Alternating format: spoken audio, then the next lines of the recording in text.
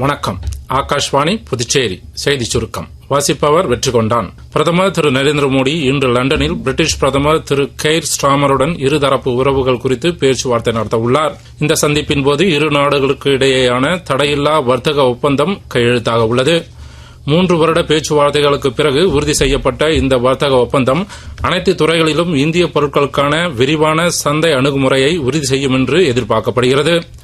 பிரதமர் திரு நரேந்திர மோடியின் 124வது மன் கி பாத் எனும் மனதின் குரல் நிகழ்ச்சி வரும் 27ஆம் தேதி ஞாயிற்றுக்கிழமை காலை 11 மணிக்கு ஆகாஷ்வாணி மற்றும் தூர்தர்ஷன் தொலைக்காட்சியின் அனைத்து அலைவரிசைகளிலும் ஒலிபரப்பாக உள்ளது.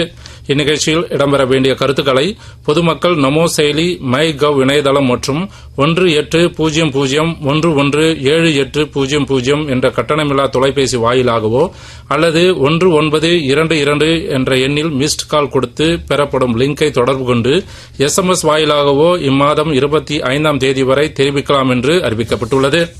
புதுச்சேரியில் கடந்த கல்வியாண்டில் 10ஆம் வகுப்பு மற்றும் 12ஆம் வகுப்பு தேர்வில் 60% மற்றும் அதற்கு மேல் மதிப்பெண் பெற்று வெற்றி பெற்ற மீனவ மாணவர்களுக்கு ரொக்க பரிசு வழங்கும் திட்டத்தின் கீழ் விண்ணப்பங்கள் வரவேற்கப்படுகின்றன.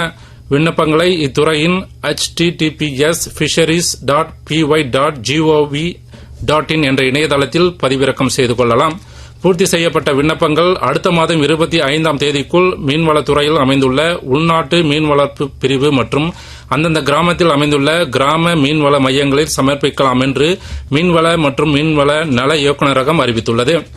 ஜார்ஜியாவில் நடைபெற்ற ஃபிடே மகளிர் செஸ் உலகக்கோப்பை அரையிறுதிப் போட்டியின் 2வது ஆட்டத்தில் இந்தியாவின் திவ்யா தேஷ்முக் சீனாவின் டான் ஜோங்கியை வீழ்த்தி இறுதிப் போட்டிக்கு முன்னேறியுள்ளார்.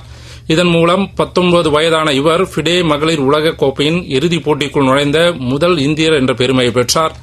இந்தியாவின் கோனேரு ஹம்பி, சீனாவின் லீ டிங்ஜி இடையேயான மற்றொரு அரையிறுதியின் 2ஆம் ஆட்டம் டிராவில் முடிந்ததை அடுத்து இவர்களுக்கு இடையேயான டை பிரேக்கர் போட்டி இன்று நடைபெறவுள்ளது.